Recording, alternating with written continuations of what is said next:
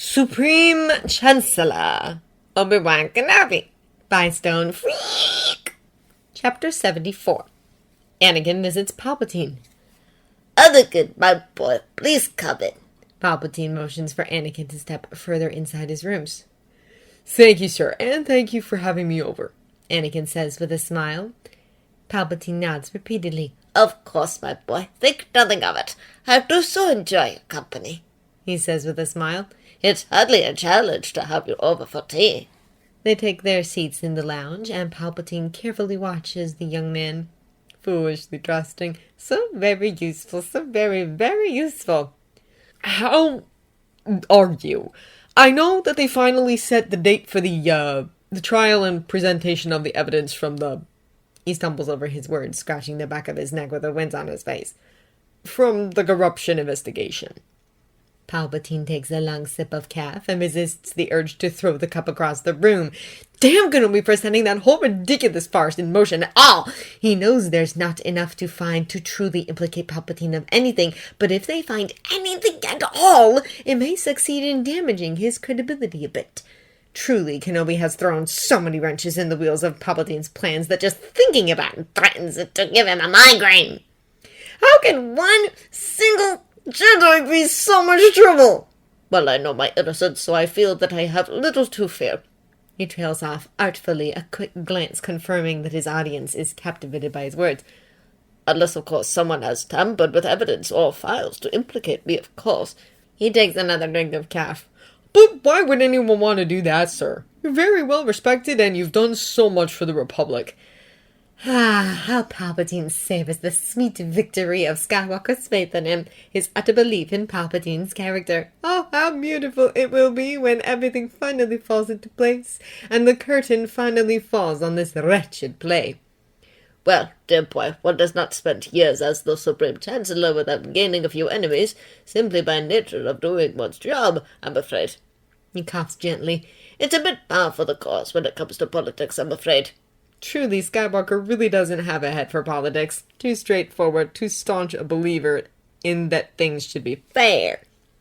Things are never fair in politics, and any politician trying to make it so will either find themselves ousted from their position or, at worst, outright killed. But that's...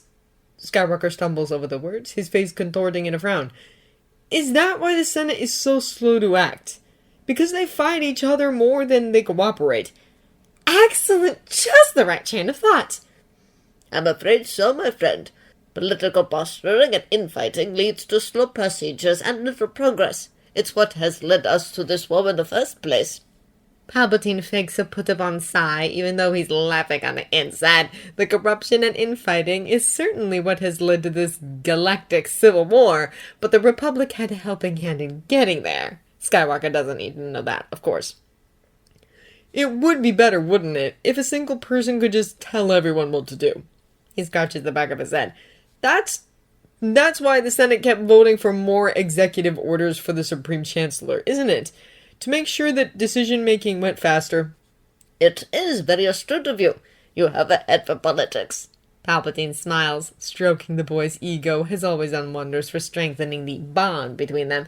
Self-assured but brittle. Strong but anxious. Such a lovely combination of traits. I don't know about that, sir, but thank you.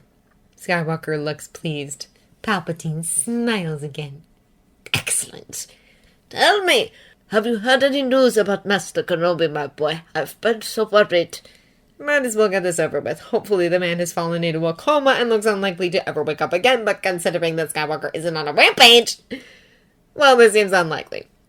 He woke up recently, Anakin says, a wide smile spreading on his lips. I've been so worried, it's such a relief to see him sit up in bed. Getting the news was rough. He looks away from Palpatine then, mouth turning down in a frown. Blast it! I'm glad to hear it, so glad to hear it. I'm sure the entire Republic has been worried about your master's health since the incident. After Skywalker leaves, Palpatine lets out a deep sigh. It's a fine balance to walk. He has to pretend to know less than what he does, and he has to keep catering to the boy's own interests and wishes. He's not yet ready to be harvested, and the plan cannot come to fruition yet either. Damn Kenobi and all other interferences. Palpatine absently rubs at his side. The Bacta patch has done an excellent job of patching the wound up, but it left a rather ugly scar. If he'd been able to take it to a proper clinic, he'd be scar-free. However, he cannot risk it. The former Supreme Chancellor coming into a clinic with a blaster wound. The investigation would never end, and Palpatine cannot risk it. The plan is in danger, and Kenobi still lives. Despite it all, Kenobi still lives! Hate burns like knives of ice, shredding his insides, but Palpatine doesn't let a single muscle in his face move. He will succeed, even if it will take longer than he'd like.